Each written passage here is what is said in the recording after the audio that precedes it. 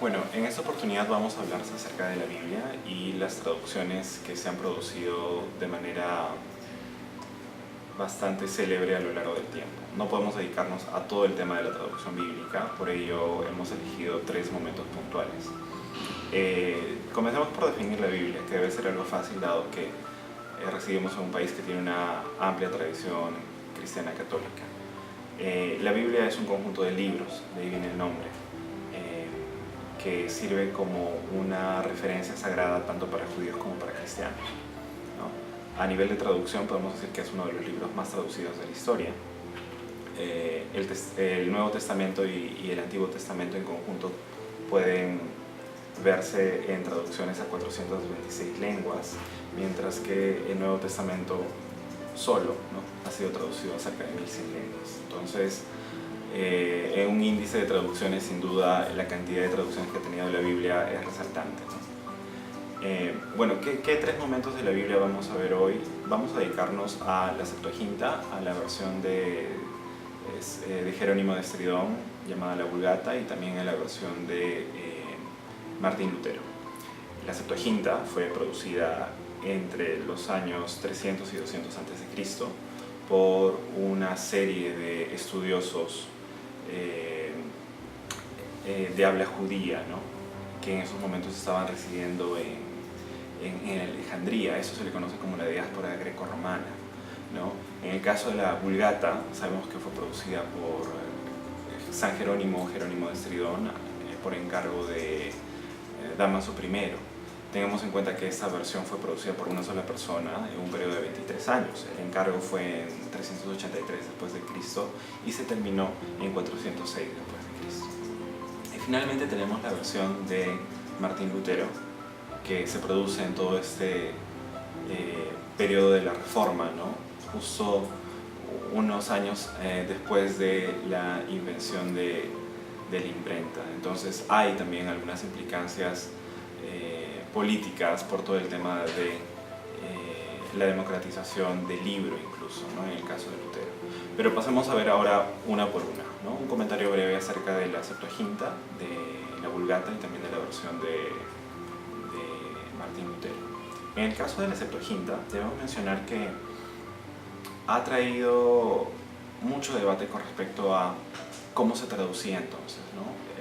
El hecho de contar con una traducción o una suerte de registro de cómo tradujeron una cantidad de personas un solo libro nos da luces sobre cuáles eran las poéticas de traducción de entonces, ¿no? Entonces, digamos que la Septuaginta como registro de traducción sirve para estudiar los métodos o el sentido común que existía sobre la traducción.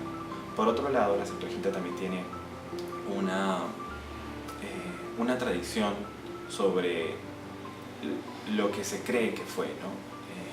Muchas personas dicen que se cree a nivel de una comunidad religiosa que la Septuaginta fue producida por 72 personas, ¿no? Y las 72 versiones resultantes eran totalmente equivalentes, ¿no? Existía una equivalencia absoluta entre el producto que realizaron 72 personas a la vez. Y bueno, esta versión absoluta de equivalencia total se explica muchas veces por la inspiración divina, ¿no? Naturalmente, esta inspiración divina se establece por instituciones que así lo dicen, ¿no? En ese sentido, podemos decir que la traducción no es ajena a la equivalencia absoluta, siempre y cuando haya una institución de poder que diga que la equivalencia sea realizada. Entonces, digamos que los contextos, ¿no?, el contexto específico de la producción y de la interpretación de la traducción de la Septuaginta dice los productos que se realizaron en ese momento son absolutamente equivalentes. En el caso de la traducción de Jerónimo de la Biblia en su totalidad, conocida como Vulgata, las implicancias son otras y se pueden comprender mejor desde la teoría de la traducción, ¿no? También se puede ver que en el discurso que acompaña a la reflexión de San Jerónimo sobre su propia traducción en la Carta Paumaquio, existe una tradición que ya se marca como ciceroniana, ¿no? Jerónimo, como una persona bastante leída, ¿no? Era un doctor de la iglesia, conocía y había sido inspirado sin duda por Cicerón al momento de decidir o tomar decisiones cuando traducía la Biblia, ¿no? Incluso en la carta a Mamá que había una referencia directa a Cicerón sobre la mejor manera de traducir, ¿no? Que en este caso es la versión, digamos, sentido por sentido, ¿no? Lo que más adelante podría llamarse como la versión libre. No tanto así, ¿no? Pero sí aquella que permite una mayor libertad con respecto a la cantidad de las palabras y se aproxima más al sentido que transmite el texto o al peso de las propias palabras, ¿no? El planteamiento de San Jerónimo en ese sentido es ya un inicio en la reflexión sobre los distintos métodos que existen para traducir y también sobre las distintas tipologías textuales que aceptan algunos métodos de traducción. Tengamos en cuenta que para la época de San Jerónimo la diferencia entre texto sagrado y un texto común, ¿no? Un texto secular, era bastante marcada, ¿no? Para determinados textos, como los textos sagrados, correspondía un método de traducción que de manera canónica era la traducción palabra por palabra.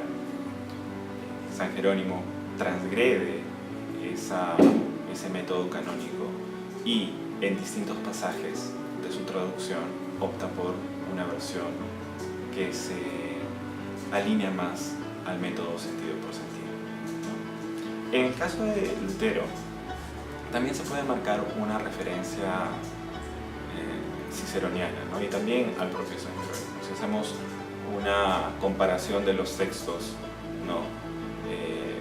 Donde se recoge la poética de estos tres traductores, se pueden encontrar puntos en común, ¿no? En el caso de San Jerónimo, sin embargo, la situación política implica otras interpretaciones. Y en ese caso utilizo la palabra política a pesar de que los problemas se daban a nivel de la comunidad religiosa, ¿no?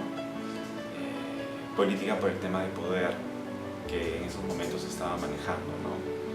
Martín Lutero se enfrenta a toda una institución y como evidencia de ese enfrentamiento tenemos su propia traducción, que no solamente tiene en todo caso implicancias a nivel traductológico, sino a nivel lingüístico. Tomemos en cuenta que la versión de Lutero sirve como una pieza clave para establecer cuáles iban a ser las normas o la normativa del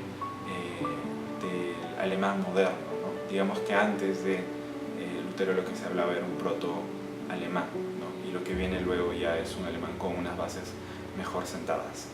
En el caso de Lutero, su interés por producir una versión en alemán se centraba en el destinatario, ¿no? Deseaba producir una traducción que pudiese leerse a nivel del pueblo alemán sin que haya intermediarios. Bastante similar a esta visión religiosa que se tiene con el contacto a Dios, ¿no? Sin intermediarios. Bueno, estas tres versiones en conjunto, además de tener cada una implicancias propias, podrían resumirse en lo que Novalis denomina la traducción mística, ¿no? Cada una en su momento se alejó de ese signo inicial, del signo fuente, y con el pasar del tiempo, ¿no? Han logrado superar cada una a su antecesor o al texto fuente, ¿no? En ese sentido, la Vulgata por propia cuenta tiene una existencia que supera, ¿no? Las versiones anteriores. La Septuaginta por propia cuenta tuvo una existencia, ¿no? Además de ser solamente una traducción, y sin duda la tradición que surge a partir de la traducción de Martín Lutero al alemán de la Biblia también trae consecuencias que hasta cierto punto opacan el texto anterior. Esto se podría llamar un fenómeno de traducción mística, ¿no? Que nos ayuda a comprender mejor o a conceptualizar mejor cómo suceden, ¿no? Estos cambios a nivel de la historia de la traducción que actualmente se podrían concebir como imposibles, ¿no? La equivalencia absoluta, la supremacía del texto traducido sobre el texto original y finalmente también podríamos mencionar la traducción como un elemento de poder o de pugna política. Estudiar la Biblia en ese sentido, en el ámbito de la traductología, resulta en un amplio campo que podría continuar explotándose hasta este momento. No necesariamente con fines religiosos, sino con interés de conocer un poco más acerca de la historia de la propia traducción.